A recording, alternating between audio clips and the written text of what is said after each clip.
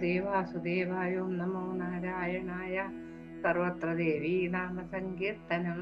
ജയ ജയ മഹാദേവി. അങ്ങനെ നമ്മൾ 10ാമത്തെ അധ്യായത്തിലേക്ക് കടന്നിരിക്കുകയാണ്. ഇതിലെന്തൊക്കെയാ വർണ്ണിക്കുന്നത് വെച്ചാൽ ഓരോ തരത്തിലുള്ള കർമ്മങ്ങളെ കുറിച്ചാണ് വർണ്ണിക്കുന്നത്. അതായത് ബ്രഹ്മഹത്യാപാപം കിട്ടിയ ഇന്ദ്രന്റെ കഥ വിസ്മയാവഹം തന്നെയാണെന്ന് രാജാവ് പറയണം. പ്രധാനമായും സ്ഥാനചലനം, ദുഃഖം എന്നിവയൊക്കെ തന്നെ അനുഭവിക്കേണ്ടി വന്നില്ലേ എന്ന് പറഞ്ഞത് കേട്ട് പല സംശയങ്ങളും മനസ്സിനെ മതിച്ചുകൊണ്ടിരിക്കുന്നു. എന്താന്ന് വെച്ചാലേ, കഠിന തപസ്സു ചെയ്ത ഇന്ദ്രനും ദുഃഖം വന്നുവിടുമല്ലോ.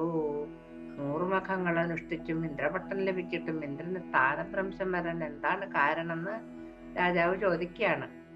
അപ്പൊ രാജാവിന്റെ ചോദ്യം കേട്ട് സത്യവതീസുതനായ വ്യാസമഹർഷി സന്തോഷായി. ചോദ്യം ചോദിക്കുന്നവരോട് ചില അധ്യാപകന്മാർക്ക് കാണുന്നില്ല, ചോദ്യം ചോദിക്കുന്ന കുട്ടികളോട് നല്ല സ്നേഹമായിരിക്കും. അതുപോലെ പ്രസന്നചിത്തനായി യഥാക്രമം ഉത്തരം പറയുവാൻ ആരംഭിച്ചു. സപ്തന്മാർ കർമ്മത്തെ 3ആയി തരംതിരിച്ചിരിക്കുന്നു.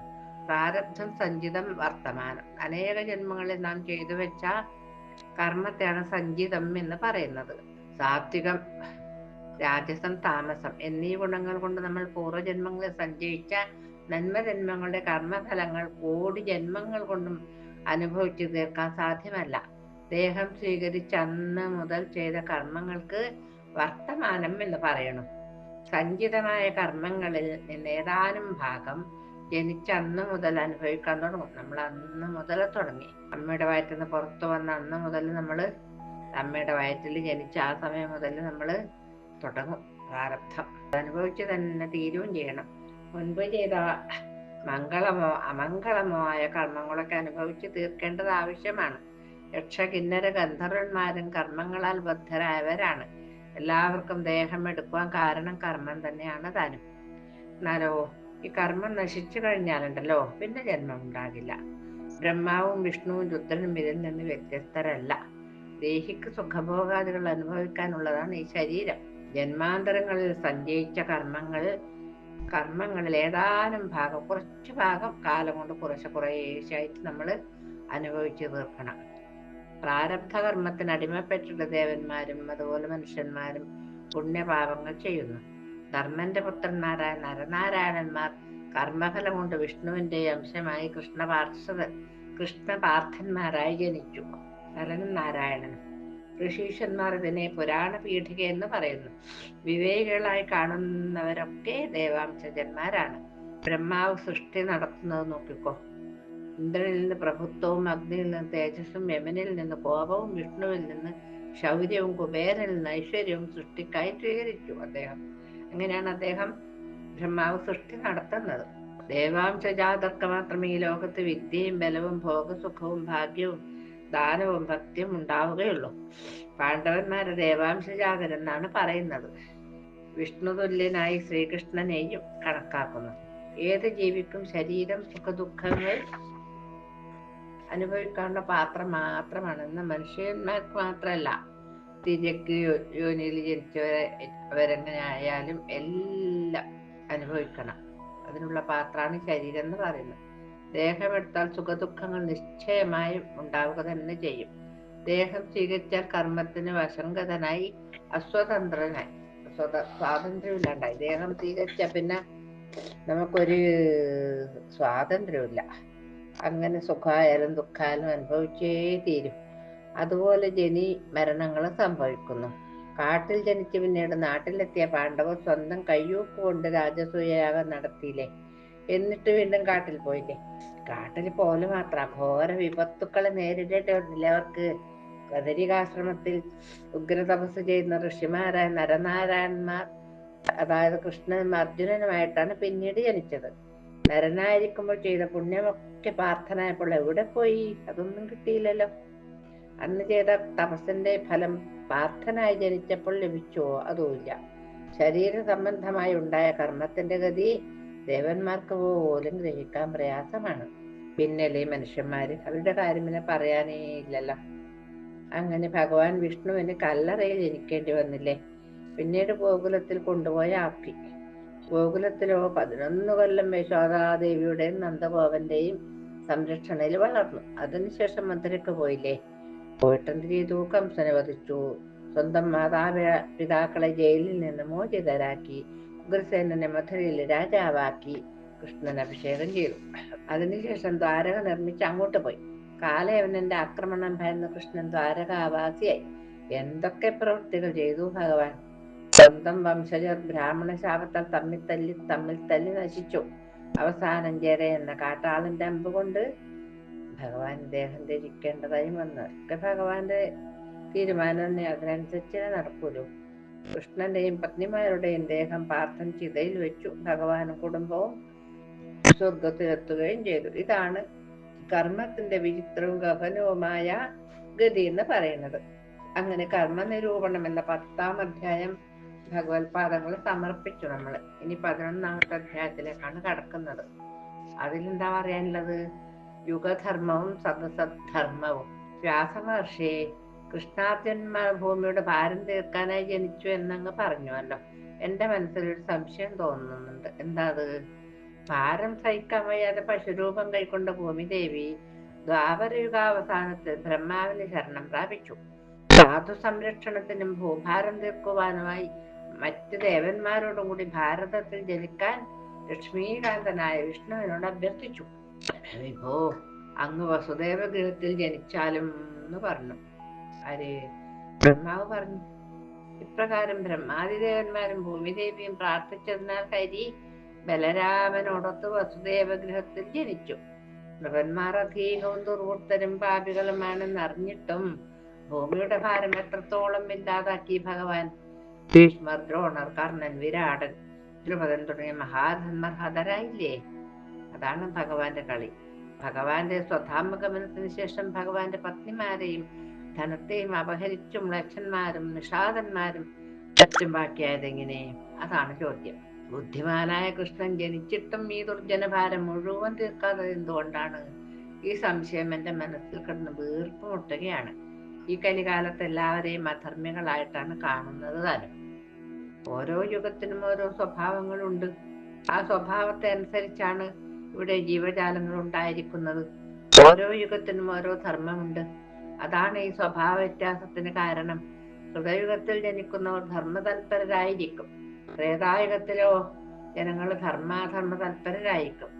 ദ്വാപരയുഗത്തിലാണെങ്കിൽ ധർമാർത്ഥ കാമ തൽപരരായിരിക്കും. ധർമ്മവും അർത്ഥവും കാമവും ആഗ്രഹിക്കും. എന്നാൽ കലിയുഗത്തിലാണെങ്കിലോ ജനങ്ങൾ അർത്ഥ കാമത്തിൽ മാത്രം, ധർമ്മവും മോക്ഷവും വേണ്ട, ആ നടുക്കിൽ രണ്ടെണ്ണേ വേണ്ടു, അതിൽ മാത്രം തൽപരരായിരിക്കും. ധർമ്മത്തിന് ചുതി വരും. പണ്ട് കൃതയുഗത്തിലുണ്ടായിരുന്നവർ ധർമ്മികളായിരുന്നു എന്ന് പറഞ്ഞുവല്ലോ. ആ പുണ്യവാന്മാർ ഇപ്പോൾ എവിടെയാണ് നിൽക്കുന്നത്? ത്രേതായുഗത്തിലും ദ്വാപരയുഗത്തിലും ഉണ്ടായിരുന്ന വ്രതങ്ങളിലും ദാനങ്ങളിലും തൽപരരായിരുന്ന ശ്രേഷ്ഠന്മാർ എവിടെയാണ്? ഇന്ന് ഈ കലിയുഗത്തിൽ കാണുന്നവരെല്ലാം ദുരാചാരികളും ദേവനിന്ദിതരുമാണെന്ന് പറഞ്ഞുവല്ലോ. ആദ്യയുഗങ്ങളിൽ അവർ എവിടെയായിരുന്നു? എല്ലാം വിസ്തരിച്ചു പറഞ്ഞാല് മുനെ. ധർമ്മനിർണയം എന്താണെന്ന് കേൾക്കാൻ ആഗ്രഹിക്കുകയാണ് ഞാൻ എന്ന് രാജാവ് മഹർഷിയോട്, വേദവ്യാസ മഹർഷിയോട് പറയുന്നു. എനിക്ക് അറിയണമെന്നുണ്ട്. രാജൻ, കൃതയുഗത്തിൽ പിറന്ന മനുഷ്യർ സദാ പുണ്യകർമ്മങ്ങൾ ചെയ്ത് സ്വർഗത്തിൽ പോകുന്നു. ബ്രാഹ്മണന്മാരും ക്ഷത്രിയന്മാരും ശൂദ്രരും വൈശ്യരും സ്വന്തം അവരവർ ചെയ്യാനുള്ള ധർമ്മങ്ങൾ ചെയ്ത് മാത്രം ശ്രദ്ധിച്ചുകൊണ്ട് അതിന് മാത്രം ശ്രദ്ധ, നമുക്ക് ചെയ്യാനുള്ള കർമ്മങ്ങളിൽ വേറൊന്നുമില്ല. കർമ്മത്തിനനുസരിച്ച് ഭൂമിയിൽ വാഴുന്നു. സത്യം, ദാനം, കരുണ എല്ലാ ജീവജാലങ്ങളിലും സമഭാവന സ്വഭാരങ്ങളിൽ മാത്രം ഗമിക്കുന്നവർ അഹിംസാവ്രതനിഷ്ഠരും നിഷ്ഠയും ഉള്ളവർ സത്യയുഗത്തിൽ ഉണ്ടായിരുന്നവരാണ്. ഈ ഗുണങ്ങളൊക്കെ അനുവർത്തിക്കുന്നവർ നീചജാതിയിലാണെങ്കിലും അവര് പറഞ്ഞില്ല, ജന്മം കൊണ്ടല്ല കർമ്മം കൊണ്ടാണ് ഒരു മനുഷ്യൻ നല്ലതും ചീത്തയാവുന്നത് എന്ന് പറഞ്ഞതുപോലെ അവര് നീചജാതിയിലാണെങ്കിലും സ്വർഗത്തിലേക്ക് തന്നെ പോകുന്നു പറയണം. ത്രേതായുഗത്തിലും ദ്വാപരയുഗത്തിലും ഈ ഗുണങ്ങൾ കുറഞ്ഞു വരുന്നതായി കാണുന്നു. കലിയുഗമായപ്പോഴേക്കും ഇല്ലാതെ ഗുണങ്ങളൊന്നുമില്ലാതായി. വളരെയധികം മാറ്റം സംഭവിച്ചു കഴിഞ്ഞു. അധിക പേരും പാപികളും അധർമ്മികളും ആയിരിക്കും. അവർ പിന്നെ വരുന്ന യുഗങ്ങളിലും നരകവാസം അനുഭവിച്ച് കലിയുഗം വരുമ്പോൾ വീണ്ടും കർമ്മഗതിക്കനുസരിച്ച് ഭക്തനായി ജന്മമെടുക്കും. കലിയുഗത്തിന്റെ അവസാനത്തിലും സത്യയുഗത്തിന്റെ ആദ്യഘട്ടവും വരുമ്പോൾ സ്വർഗവും വിട്ട് പിറക്കും. ദ്വാപരത്തിന്റെ അവസാനത്തിലും കലിയുഗത്തിന്റെ ആദ്യഘട്ടവും വരുമ്പോൾ നരകം വിട്ടിട്ട് ആ പാവികളെ ഭൂമിയിൽ ജനിക്കും. ഈ യുഗധർമ്മത്തിന് ഒരു വ്യത്യാസവും വരുന്നില്ല. അതിങ്ങനെ ഭൂമി കറങ്ങുന്നത് പോലെ കറങ്ങി കറങ്ങി കറങ്ങി കറങ്ങി വരും. ദുഷ്ടമായ ഈ യുഗത്തിൽ അവർ ദുഷ്ടരായി തന്നെ ഇരിക്കും. എന്നാലും ചിലപ്പോൾ ദൈവനിശ്ചയം കൊണ്ട് ചില വ്യത്യാസങ്ങൾ വന്നുകൂടായികയില്ല. കലിയുഗത്തിൽ സദ്വൃത്തരുണ്ടാകും. ആ സദ്വൃത്തർ കൃതത്രേത ദ്വാപരയുഗങ്ങളെ ഏതെങ്കിലും ഒന്നിച്ചെന്ന് പിറക്കും. ദുഷ്ടരായി സത്യയുഗത്തിൽ ജനിച്ചവർ കർമാനുസൃതമായി കർമ്മത്തിന്റെ ഫലമായിട്ട് കലിയുഗത്തിൽ ദുഃഖം അനുഭവിക്കുന്നു. യുഗങ്ങളുടെ ധർമ്മം കൊണ്ട് ഇത്തരം വൃത്തികൾ വന്നു ചേരുന്നു. ഓരോ യുഗത്തില് ഏറ്റവും അധികം ദ്രോഹപ്രവൃത്തിയും ദുഷ്ടത്വം ഒക്കെ ഉള്ളതല്ലേ ഈ കലിയുഗം. അതിനനുസരിച്ചിട്ട് ഇങ്ങനെ ഉണ്ടാവും പറയുന്നു. അല്ലയോ മഹാമതേ, യുഗധർമ്മങ്ങൾ എന്തൊക്കെയാണെന്ന് വെവ്വേറെയായി പറഞ്ഞു തന്നാലും അത് വിസ്തരിച്ചറിയുവാൻ ഞാൻ ആഗ്രഹിക്കണമെന്ന് പറഞ്ഞു രാജാവ്. അപ്പൊ പറയുകയാണ്, അല്ല അതിനു മുമ്പ് എന്നെ വീണ്ടും ചോദ്യമാണ്. ഉദാഹരണമായ ഒരു കാര്യം ഞാൻ പറയാം. യുഗപ്രഭാവത്തിനനുസരിച്ച് സാധു സ്വഭാവമുള്ളവരും ഭ്രമിച്ചു പോകുന്നു. അല്ലെങ്കിൽ ജയാതികുലത്തിൽ ജനിച്ച അങ്ങയുടെ പിതാവിന് ചത്ത സർപ്പത്തെ സാത്വികനായ മുനിയുടെ കഴുത്തിലിടാൻ തോന്നുമോ? അറിവുള്ളവർ ഇതിനെ യുഗത്തിന്റെ പ്രാഭാവമായി കാണണം. അതുകൊണ്ട് ധർമ്മകർമ്മങ്ങൾ ഏത് വിധേനയും ചെയ്തിരിക്കണം. സത്യയുഗത്തിൽ ബ്രാഹ്മണർ വേദപാരകരായിരിക്കും. അവർ പരാശക്തിയെ പൂജിക്കുന്നവരും ദേവീ ദർശന ലാലസരുമായിരിക്കും. ദേവീനെയാണ് അവര് പൂജിക്കുക. സത്യയുഗത്തില് അവർ ഗായത്രി ജപത്തിൽ നിഷ്ഠയുള്ളവരായിരിക്കും. മായാബീജ മന്ത്രം ഉപാസിക്കുന്നവരുമായിരിക്കും ബ്രാഹ്മണര്. അവർ ഓരോ സ്ഥലത്ത് പോകുമ്പോഴും അവിടെയൊക്കെ ദേവീക്ഷേത്രങ്ങൾ നിർമ്മിച്ചിരിക്കും. സദാ സ്വധർമ്മങ്ങളിൽ ശ്രദ്ധയുള്ളവരായിരിക്കും അവര്. അങ്ങനെ തത്വജ്ഞാനങ്ങളിൽ അഗാധ പാണ്ഡിത്യമുള്ളവരായിരിക്കും അവര്. രാജാക്കന്മാർ പ്രജാക്ഷേമ തൽപരരായിരിക്കും. വൈശ്യന്മാർ കൃഷി, വാണിജ്യം, ഗോരക്ഷ തുടങ്ങിയവ ചെയ്യുന്നവരായിരിക്കും. പാവനമായ കൃതയുഗത്തിൽ ശൂദ്രർ ശുശ്രൂഷ തൽപരരായിരിക്കും. കൃതയുഗത്തിലാണെങ്കിലോ എല്ലാവരും ദേവീ പൂജയിൽ ശ്രദ്ധയുള്ളവരായിരിക്കും. ദേവീനെ പൂജിക്കൽ തന്നെയാണ് കൃതയുഗത്തില് അവരുടെയൊക്കെ ധർമ്മം. ത്രേതായുഗത്തില് ധർമ്മത്തിന് കുറച്ച് ഗ്ലാനി സംഭവിക്കും, കുറച്ച് കുറവ് വരും ത്രേതായുഗമാകുമ്പോഴേക്കും. ദ്വാപരയുഗത്തിലാകുമ്പോഴേക്കോ താരതമ്യേന ധർമ്മത്തിന് കൂടുതൽ ഗ്ലാനി സംഭവിക്കും, കുറച്ചുകൂടി അതിന് കുറവ് സംഭവിക്കും. ഏത് ധർമ്മത്തിന്? മുമ്പ് രാക്ഷസരായിരുന്നവർ കലിയുഗത്തിൽ ദ്വിജരായി ജനിക്കും. നിരീശ്വരന്മാർ ഏറെക്കുറയും ജനവഞ്ചകരായിരിക്കും. അവർ വേദധർമ്മങ്ങളെ സ്വീകരിക്കില്ല. എപ്പോഴും കളവ് അറിയുന്നവരായിരിക്കും. അവർ ലോകകാര്യങ്ങളിൽ സമർത്ഥരായിരിക്കും. മാന്യകളും ദാംഭികളുമായിരിക്കും. ചില ശൂദ്രന്മാർ നാനാധർമ്മങ്ങൾ ചെയ്യുന്നവരായിരിക്കും. വേദത്തെ നിന്ദിക്കുന്നവർ വേദമൊഴിച്ച് മറ്റ് പല കാര്യങ്ങളും പറഞ്ഞുകൊണ്ടേയിരിക്കും.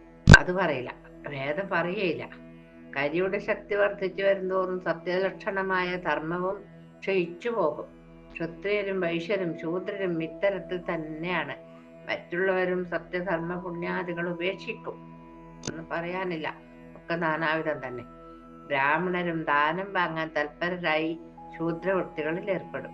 കൈനീട്ടാൻ ഏറിയും. കലികാലത്ത് ധർമ്മം പറയാൻ മിടുക്കന്മാരാകും. എന്നാൽ പ്രവൃത്തിയിൽ ഇത് ഉണ്ടായിക്കൊള്ളണമെന്നില്ല. ഇപ്പൊ തന്നെ നമുക്കറിയാലോ, എന്താ വാക്സാമർത്ഥ്യായിരിക്കും. എന്നിട്ട് അവരെ പ്രവൃത്തിയിൽ അവരത് സ്വീകരിക്കൂല. സത്യം തന്നെയല്ലേ പറഞ്ഞത്. സ്ത്രീകള് ഭർത്താവിനെ വഞ്ചിക്കുന്നവരായിരിക്കും. സത്യമാണ് അതൊക്കെ. ആഹാരശുദ്ധി കൊണ്ട് സത്വശുദ്ധിയും അതിനാൽ തന്നെ ധർമ്മബുദ്ധിയും ഉണ്ടാകുന്നു. കലികാലത്ത് ആഹാരശുദ്ധി ഇല്ലാത്തതിനാൽ ധർമ്മബുദ്ധിയും ഇല്ലാതെയാവുന്നു. അതും ഉണ്ടാവില്ല. ധർമ്മബുദ്ധിയുടെ അഭാവത്തിൽ ആചാരദോഷവും ധർമ്മസങ്കരവും അതിനാൽ വർണ്ണസങ്കരവും ഉണ്ടാവുന്നു. ഇപ്രകാരം കലിയുഗത്തിൽ സർവധർമ്മവും നശിക്കും. സ്വധർമ്മവും വർണ്ണവും പറഞ്ഞു കൊടുക്കുവാൻ ആരും ഉണ്ടാവുകയില്ല. ധർമ്മജ്ഞരായ മഹാത്മാക്കളും അധർമ്മം പ്രവർത്തിക്കും. കലിയുടെ സ്വഭാവമാണിത്. കലിയുടെ സ്വഭാവമായി പാപത്തിനെ കണക്കാക്കുന്നു. ആ സ്വഭാവത്തെ മാറ്റാൻ പ്രത്യേകമായ ഒരു വഴി നിർദ്ദേശിക്കാനാവുകയില്ല. സർവധർമ്മജ്ഞ, സർവശാസ്ത്ര വിശാരദ, ഞാൻ പറഞ്ഞു തരാം. കലിയുഗത്തിൽ അധർമ്മം അധികമാവുമെന്ന് പറഞ്ഞില്ലേ അങ്ങ്? നരന്മാരെ അതിൽ നിന്ന് രക്ഷിക്കാൻ വല്ല ഉപായമുണ്ടെങ്കിൽ അത് പറഞ്ഞു തന്നാലും വീണ്ടും വീണ്ടും ചോദിക്കുകയാണ് അദ്ദേഹം. അല്ലയോ നരശ്രേഷ്ഠ, ഒരു ഉപായമുണ്ട്. സർവദോഷങ്ങളും തീരാൻ ദേവീ പാദം ഭജിക്കണം. ദേവിയുടെ നാമസങ്കീർത്തനം കൊണ്ട് തീരാത്തൊരു പാപവുമില്ല. അവശനായോ കളിയായോ ആ നാമം ജപിക്കുകയാണെങ്കിൽ അവൻ എന്താണ് ലഭിക്കുവാൻ പോകുന്നതെന്ന് ഹരാദികൾക്കും കൂടി, അതായത് മഹാദേവന് പോലും പറയാൻ സാധ്യമല്ല എന്ന് പറയുന്നു. പാപങ്ങൾക്ക് പ്രായശ്ചിത്തമായി പറഞ്ഞിരിക്കുന്നത് നാമസങ്കീർത്തനമാണ് കലിയുഗത്തിൽ. അതിനാൽ കലിഭയം പോവാൻ ദേവീ ക്ഷേത്രത്തിൽ ഇരുന്ന് പരാശക്തിയുടെ നാമങ്ങൾ ജപിക്കണം. ഭൂതശുദ്ധി വരുത്തണം. എന്നിട്ട് ഏകാഗ്രമായി ദേവീ പൂജ ചെയ്യുകയാണെങ്കിൽ പാപം സ്പർശിക്കുക പോലും ഇല്ലാതെ പറയുന്നു. സമീപത്തെ പാപം വരൂല. സർവശാസ്ത്രങ്ങളുടെയും രഹസ്യം ഞാൻ പറഞ്ഞു കഴിഞ്ഞു മഹിപതേ എന്ന് പറയുന്നു അദ്ദേഹം. അപ്പൊ ഞാൻ പറഞ്ഞതെല്ലാം ഓർത്തമ്മ ദേവീ പാദാമ്പര്യം ധ്യാനിക്കട്ടോ. എല്ലാവരും അജപാഭിധ ഗായത്രി ജപിക്കുന്നു. അതിന്റെ മാഹാത്മ്യം അറിയാതെയാണ് എല്ലാവരും ജപിക്കുന്നത്. അറിയാതെങ്കിലും ജപിക്കും. അതേപോലെ ഗായത്രിയും ബ്രാഹ്മണർ ജപിക്കുന്നു. എന്നാൽ അതിന്റെ മഹാത്മ്യത്തെ പറ്റി ആർക്കും അറിയില്ല. അങ്ങ് ചോദിച്ച ചോദ്യങ്ങൾക്കൊക്കെ ഉത്തരം ഞാൻ പറഞ്ഞു കഴിഞ്ഞില്ലേ. ഇനി യുഗധർമ്മ വ്യവസ്ഥയിൽ എന്താണ് കേൾക്കുവാൻ ആഗ്രഹിക്കുന്നത് എന്ന് ചോദിച്ചു. മഹർഷി ചോദിച്ചു, വേദവ്യാസൻ. അങ്ങനെ യുഗധർമ്മം എന്ന 11-ാം അധ്യായം ഭഗവത് പാദങ്ങളെ സമർപ്പിച്ചു. ഇനി ആടീബക യുദ്ധം, അങ്ങനെ യുദ്ധം ആണ് അടുത്ത അധ്യായത്തില് പറയാനുള്ളത്. അത് നമുക്ക് നാളെ പറയാം. കായേന വാചാ മനസേന്ദ്രിയർവാ ബുദ്ധ്യാത്മനാ വാ പ്രകൃതി സ്വഭാവ കരോമി യദ്യൽ സകലം പരസ്മൈ നാരായണായേതി സമർപ്പയാമി.